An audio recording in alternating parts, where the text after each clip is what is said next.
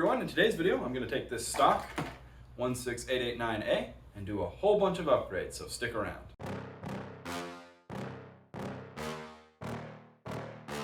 You may be wondering where I got all the aftermarket parts for the 16889A. Well, fortunately, this truck is the same platform as the Red Cat Volcano. And because of that, I'm able to buy every single upgrade component from Red Cat. I've got 2 sets of diff gears, a metal spur gear, oil-filled metal shocks, a conversion to nuts and studs for these wheels, a new pinion gear just in case, and some new axles. One of my immediate complaints about this little truck is that it uses a Phillips head, and this is a screw instead of a nut. I'm gonna get this truck torn down and get these parts installed. So you notice that I keep pushing up and down on this truck, and I'm just trying to give you all an idea of how bouncy the shocks are. If I push on this truck enough, it'll nearly hop up off the ground. So those shocks in their current non-oil filled state aren't doing much dampening. One thing about these wheels and these hexes is the hexes aren't held on by anything other than the bolt or nut that keeps the wheel on. So the hex has a tendency to come off when you pull the tire off. So up front here is a differential. A differential is what the axles go into, and it's what applies the power to the wheels. There's a front and a rear differential, and I'm just trying to figure out how I'm going to disassemble to get to that component. And it looks like it's going to be a pretty extensive teardown of this truck. I'm just going to dig into it and check back in later. I removed the skid plate and rear bumper, and now I can actually see the rear differential.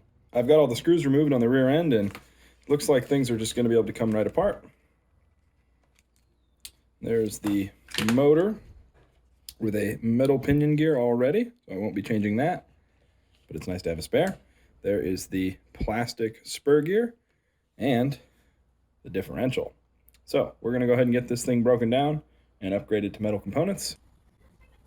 These screws are Phillips and they're plastic, so I want to be really careful not to strip them. Also doesn't help that my hands are now covered in this very fine layer of grease. So I've got both the front and rear differentials installed.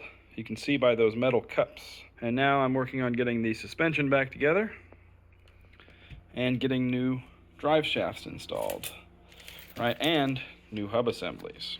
I've got the new hubs installed and new front axles and rear axles on this little truck. Last thing to do is going to be to install the new shocks, which I have here. So I'm going to go ahead and get these thrown on and we can take this thing out for a test run. Really impressed with how easy it is to work on this little truck.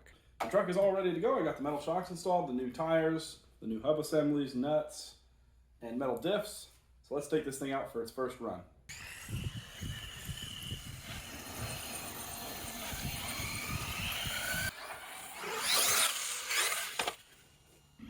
Yeah, this thing needs a lot more power.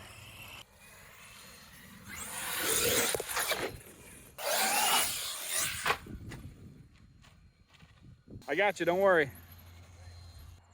Got it. The mating ritual.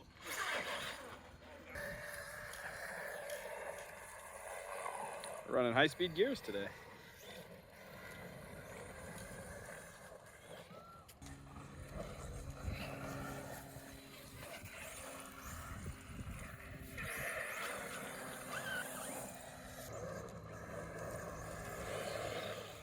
I love the roost.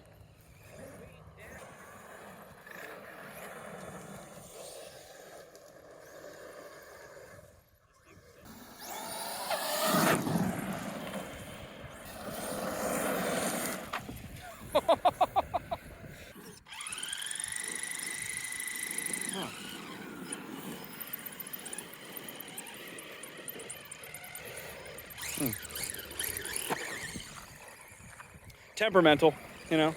RC cars are never broken, they're just temperamental. Hey everyone, so that concludes the first run of the upgraded 16889A. One thing I'd like to note is that you shouldn't do what I did and buy $100 of parts for a $100 RC car, but instead you should buy the 16889A Pro, which comes with the majority of the parts I purchased already installed. That being said, this truck could really do with a bigger motor. So I've taken some measurements of the motor shaft and the can, and I'm looking online to see what I can find that will fit. Once this thing is a little bit faster, I think it'll be a lot more fun as a basher. Hitting those jumps at around 25 to 40 miles an hour would really help this thing's case in making it the ultimate tiny basher. If you enjoyed the video, please like, comment, subscribe, and share, and thanks for watching.